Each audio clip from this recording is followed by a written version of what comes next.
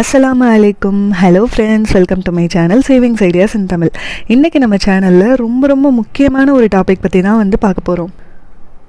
Don't do this mistake in your marriage. உங்களுடைய திருமணத்தில் கண்டிப்பாக இந்த மிஸ்டேக்கை மட்டும் பண்ணிடாதீங்க.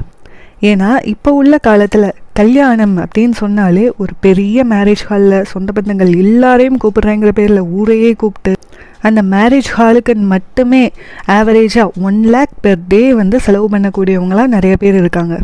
அதுவும் முன்கூட்டியே புக் பண்ணால் தான் கிடைக்கும்னு சொல்லி 1 வருஷத்துக்கு முன்னாடியே புக் பண்ணக்கூடிய மக்கள்லாம் நிறைய பேர் இருக்காங்க. இப்படியெல்லாம் பண்ணால் தான் நமக்கு மரியாதை அப்படிங்கிற மாதிரியான எண்ணம் தான் அவங்களுக்குள்ளே இருக்குது. இது மட்டும் இல்லாமல் பொண்ணுக்கு ப்ரைடல் மேக்கப்பு அதுக்கு 30,000 சார்ஜ் பண்ணுறாங்க ஒரு சிலர்லாம். ஜஸ்ட் ஒரே ஒரு நாள் நம்ம ஃபேஸை மேக்கப் பண்ணுறதுக்காக. அதுவும் நம்ம மேக்கப் பண்ணாமல் இருந்தோம்னா கூட ரொம்ப அழகாக தான் இருப்போம் போல், நார்மலாக டச்சப் மட்டும் பண்ணால் கூட. இந்த ப்ரைடல் மேக்கப் பண்ணுறேங்கிற பேரில் நம்ம ஃபேஸா அப்படின்னு யோசிக்கிற அளவுக்கு ஒரு ஆர்டிஃபிஷியலான ஒரு லுக்கில் தெரியக்கூடிய அளவுக்கு ஒரு மேக்கப்பு. வெள்ளையாக இருக்கிறது தான் அழகு அப்படின்னு யார் சொன்னா? கருப்பாக இருந்தாலும் சரி, குள்ளமாக இருந்தாலும் சரி, ஹைட்டாக இருந்தாலும் சரி, நமக்கு நாம தான் அழகு. ஃபஸ்ட்டு நம்ம செல்ஃப் லவ் பண்ணுறதுக்கு கற்றுக்கணும். இந்த ப்ரைடல் மேக்கப் மட்டும் இல்லாமல் அடுத்து மெஹந்திங்கிற பேரில் 15,000 ரூபாய் அப்படிங்கிற மாதிரி ஸ்பெண்ட் பண்ணுறாங்க. குறைஞ்சது நான் சொல்லியிருக்கேன் ப்ரைடல் மெஹந்திக்கு. அது ஒரு 1 வீக்கில் போயிடும். அதுக்கு போய் 15,000 ஸ்பெண்ட் பண்ணணுமா? அதை யோசிக்கணும். அப்புறம் ஃபுட்டு பஃபே அப்படிங்கிற பேரில் பல லட்சங்களை செலவு பண்ணி சாப்பாடு கொடுக்க வேண்டியது. இதுக்காக எல்லோரும் நம்ம சாப்பாட்டை சாப்பிட்டுட்டு இந்த மாதிரி ஒரு சாப்பாடு எந்த மேரேஜ்லேயாவது இருக்கா, இதுதான் சூப்பரான சாப்பாடு அப்படின்னு சொல்லணுங்கிறதுக்காக. ஆனால் ரியாலிட்டியில் அப்படியா இருக்குது? எந்த சாப்பாடு நல்லா இல்லையோ அதை மட்டும் குறை சொல்லக்கூடிய மக்கள் தான் கண்டிப்பாக நிறைய பேர் இருக்க தான் செய்வாங்க. இதில் மக்கள்கிட்டேருந்து வரக்கூடிய குறைகள் மட்டும் இல்லாமல் ஃபுட் வேஸ்ட் ஆகுறதுமே ரொம்ப அதிகமாக நடக்குது. எவ்வளவோ மக்கள் ஒருவேளை சாப்பாட்டுக்கு கூட கஷ்டப்படக்கூடியவங்களாக இருக்காங்க. அப்படி இருக்கும்போது பல பேர் சாப்பிட வேண்டிய சாப்பாட்டு பொருளை வேஸ்ட் பண்ணுறதுங்கிறது உண்மையிலேயே மனசுக்கு வேதனையான ஒரு விஷயமா இருக்குது. அது மட்டும் இல்லாமல் வரக்கூடிய கெஸ்ட்டுக்கெல்லாம் ரூம் புக் பண்ணுறது, அதுக்கு குறைஞ்சது ஒரு 1,000 ரூபாய் per day per room அப்படின்னு சொல்லி கூட வச்சுக்கலாம். அதை கூட அவங்கள பே பண்ண விட வேணாம் அப்படின்னு சொல்லிட்டு நம்மளே அதுக்கும் பே பண்ணிடுறோம். அப்போயும் கெஸ்டெல்லாம் சாட்டிஸ்ஃபை ஆவாங்களா? இந்த ரூமில் பாத்ரூம் சரியில்லை, தண்ணி சரியாக வர மாட்டேங்குது, ஹீட்டர் ஒர்க் ஆகலை, இந்த மாதிரி ஏதாவது குறைய சொல்லக்கூடிய கெஸ்ட்ஸும் இருக்க தான் செய்வாங்க. நான் எல்லாரையும் சொல்லலை, ஆனால் ஒரு சில கெஸ்ட்ஸ் இருக்க தான் செய்வாங்க.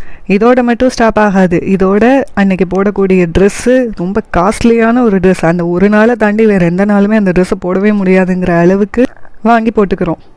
சரி, அந்த மேரேஜ் ஃபங்க்ஷன் ஒரு நாளோடையாவது முடிஞ்சிருதா அந்த செலிப்ரேஷன் அப்படின்னு சொல்லி பார்த்தா அதுவும் கிடையாது. முன்னாடி நாள் மெஹந்தி ஃபங்க்ஷனு, அடுத்த நாள் மாப்பிள்ளை வீட்டு விருந்து, அதுக்கு அடுத்த நாள் பொண்ணு வீட்டு விருந்து அப்படின்னு சொல்லி எக்ஸ்டெண்ட் ஆகிக்கிட்டே போகுது.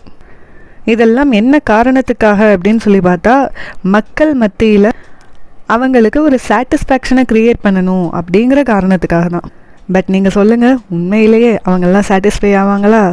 டெஃபினட்டாக மாட்டாங்க. யாராலையுமே எல்லாரையுமே கண்டிப்பாக சாட்டிஸ்ஃபை பண்ண முடியவே முடியாது. பட் நான் சாட்டிஸ்ஃபை பண்ணுறேன் அப்படிங்கிற முயற்சியில் பல நபர்கள் உண்மையிலேயே எந்த விஷயத்தில் போய் சிக்கிக்கிறாங்க அப்படின்னு சொல்லி பார்த்தா கடனில் தான் போய் சிக்கிக்கிறாங்க. நாமெல்லாம் உண்மையிலே கல்யாணம் எதுக்காக பண்ணுறோம்? அந்த ஒரு நோக்கத்தையே நிறைய பேர் மறந்துடுறாங்க. கல்யாணம் பண்ணி சந்தோஷமாக வாழ்க்கையை வாழணும் அப்படிங்கிற இடத்துல கல்யாணத்தை பண்ணும்போதே கடனில் ஸ்டார்ட் பண்ணால் அந்த மேரேஜ் லைஃப் எப்படி இருக்கும்? மேபி அந்த மேரேஜ் நடக்கும்போது அந்த நாளில் மட்டும் வேணும்னா ரொம்ப ஹாப்பியாக இருக்கிற மாதிரி தோணலாம்.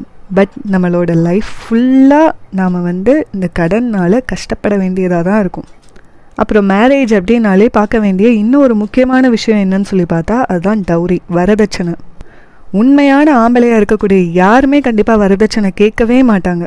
அதுக்காக இந்த இடத்துல நான் ஆம்பளைங்களை மட்டும் குறை சொல்ல, பெண்கள்லேயும் ஒரு சிலர் வெல் செட்டில்டாக இருக்கக்கூடிய ஆம்பளை தான் எனக்கு வேணும், அந்த மாதிரியான மாப்பிள்ளை தான் வேணும் அப்படிங்கிற பேரில் நிறையா சம்பாதிக்கிறவன் டௌரி கேட்டாலும் பரவாயில்லை, டௌரியை கொடுத்து கல்யாணம் பண்ணலாம் அப்படின்னு அவங்களுடைய வாழ்க்கையை அவங்களே நாசம் பண்ணிக்கக்கூடியவங்களாக இருக்காங்க. வரதட்சணை கேட்கக்கூடிய எந்த ஒரு வீட்லையும் தயவு செஞ்சு உங்களோட பொண்ணை கல்யாணம் பண்ணி கொடுத்துடாதீங்க. ரித்தன்யாவை ஒரு கணம் யோசிச்சு பாருங்கள். ரித்தன்யா மட்டும் இல்லாமல் பல பெண்கள் இந்த டௌரி அப்படிங்கிற அந்த ஒரு விஷயத்துக்காக இந்த விஷயத்தில் ரொம்ப பாதிக்கப்படக்கூடியவங்களாக தான் இருக்காங்க. கல்யாணம் பண்ணக்கூடிய பொண்ணும் பையனும் சந்தோஷமாக வாழணும், அதுக்காக தான் மேரேஜ் டேயில் மட்டும் சந்தோஷமாக இருக்கிறதுக்காகலாம் யாரும் மேரேஜ் பண்ணிடாதீங்க. சிம்பிளாக மேரேஜ் பண்ணுங்க. யாரையும் சாட்டிஸ்ஃபை பண்ணணும் அப்படிங்கிறதெல்லாம் அவசியம் கிடையாது. அந்த பொண்ணும் பையனும் மட்டும்தான் சாட்டிஸ்ஃபை ஆகணும். அப்படிப்பட்ட சிம்பிள் மேரேஜாக பண்ணி அதன் வழியாக ஹாப்பிலி எவர் லைஃப் வாழ்கிறதுக்கு மேரேஜ் பண்ணக்கூடிய அனைவர்களுக்கும் வாழ்த்துக்கள். நம்ம இன்னும் ஒரு நல்ல வீடியோவில் மீட் பண்ணலாம். பாய்.